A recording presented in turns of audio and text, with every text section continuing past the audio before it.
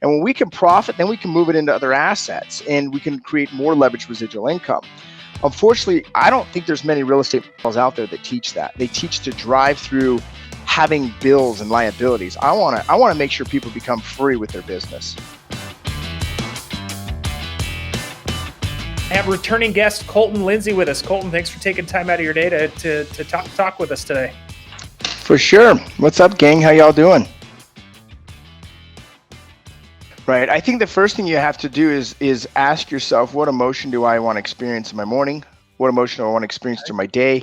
What experience do I want to, or what emotion do I want to experience at the end of the day? So if you're waking up with anxiousness or overwhelmment or dreading all the crap you got to do for the day and you're diving right into it, I recommend that you start with something simple to give yourself some peace, some tranquility, and some clarity. So a couple of actions. First action is I would write down the 3 things that made you smile or laugh in the last 24 hours, and I'd replay them in your mind so that you can, because repetition is the mother of all skill. You want to repetitively build that emotion of laughter and excitement and fun and enjoying your life.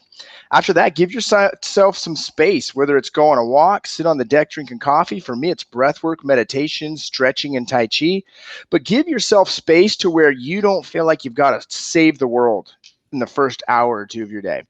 And then start to crank up your energy with clarity and enthusiasm. So one of the rituals I recommend every day, I call it a smart day mixed with what Tony Robbins calls RPMs, rapid planning method. But basically it's a 30-minute CEO meeting with yourself where you get clear on the outcomes for your day, understand how come it's important for you, like flood it with certainty. What's this going to do for you?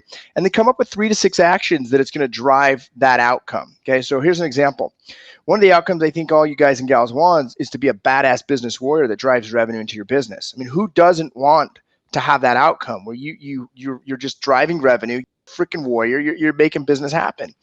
But then you got to look at, well, why is this important? We got to flood it with certainty. So when I flood it with certainty, I say, well, because it's going to add revenue to my business. It's going to increase my net worth. It's going to increase my ability to provide for my family. It's going to allow me to restore my Model A, whatever. You flood it with certainty, whatever your thing is.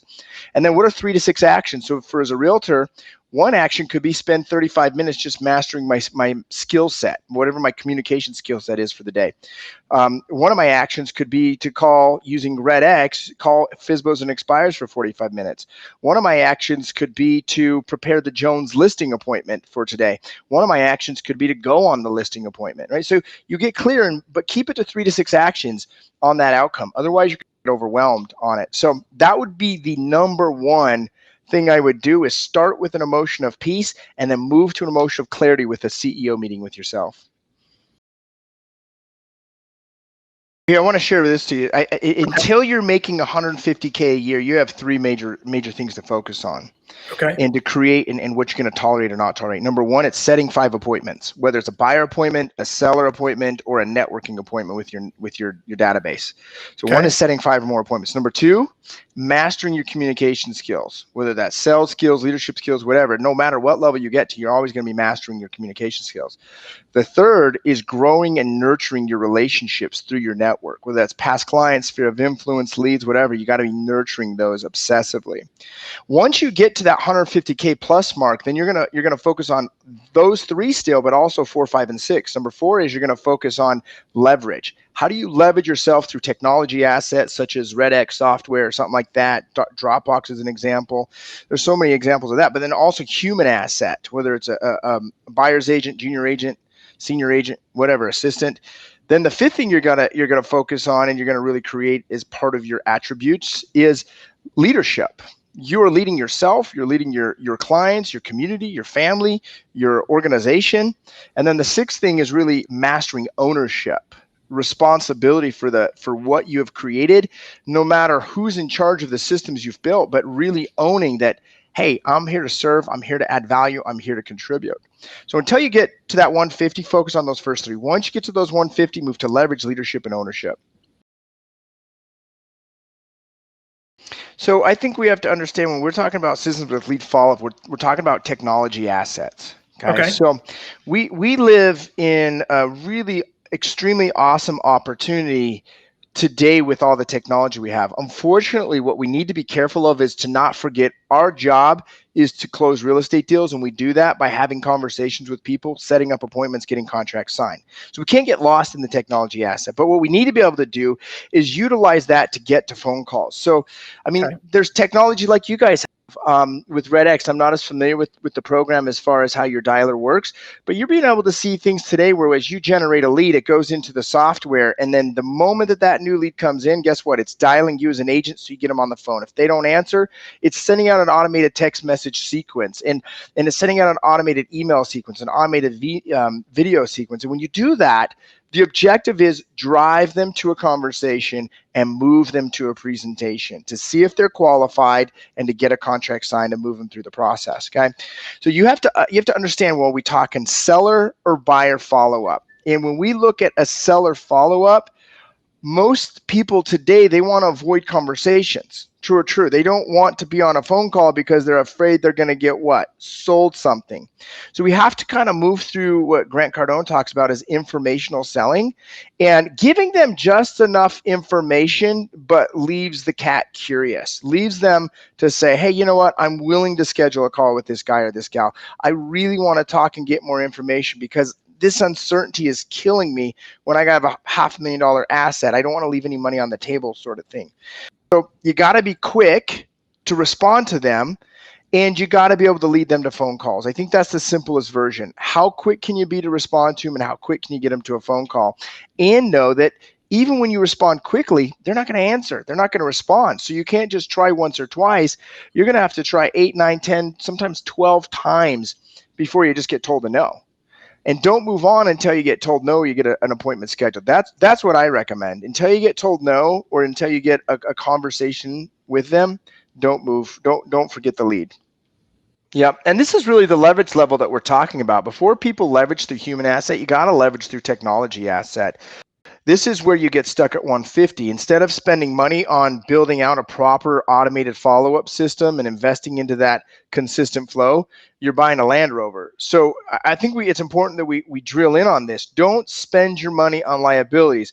A technology asset, whether it's the REDX software or their database, or I use a company called High Level. With when a lead pops in, it puts them through our text message system and our email and phone call system. So you got to be able to have that system. I think another rule to follow with this is use proven systems that are already proven to work. Too many of us, we want to recreate the wheel, which you can do that, but why take 10 years to build a wheel when you can take 30 days? When all you got to do is just duplicate a system, right? So realize that, build that system, especially once you get to that 100 to 150 mark. Understand that you've got to have the automated system. And then you got to think, well, what automated system do I build, right? And I think it's important that we identify the leads, okay? Lead number one, we're going to look at is a hot lead. To me, a hot lead, someone signing a contract in 5 to 30 days, okay? 5 to 30 days. A warm lead is someone that's doing something in probably 1 month to 2 years. So you got to be consistent with that. Third type of lead we have to look at is what I call an influencer, guys. An influencer is someone that's either going to refer me business or is going to possibly do business with me just because I have a relationship with them. Okay, they're kind of like my army troops. And then the fourth type of lead isn't even really a lead. It's what I call a prospect. This is someone that might be thinking of buying or selling. I don't know. I just have to have a conversation with them and then categorize them either into a hot lead, a warm lead, or maybe even an influencer, or I might just decide that's not a relationship I want to develop. Then when we can identify those 4 types of leads, we can build out what is a hot lead. If a hot lead's in the next 30 days going to sign a contract with me or someone else, what is the series of emails, text messages, and phone calls that will lead them to have a conversation with me and schedule a face-to-face appointment, whether it's via Zoom or in person, so I can give a kick-ass listing or buyer's presentation and get them to sign a contract? Then we have to look at that warm lead. If I know that it's going to take 1 month to 2 years possibly for their motivation to get cranked up enough, then what is a series of conversations through text, email, appreciation events, retargeting ads, postcards? Can I stay in front of them over a recyclable or a cycle of every 12 months so that the moment that their energy shifts, I'm the right guy or the right gal at the right time that gets the conversation, gets the appointment, and gets the contract signed.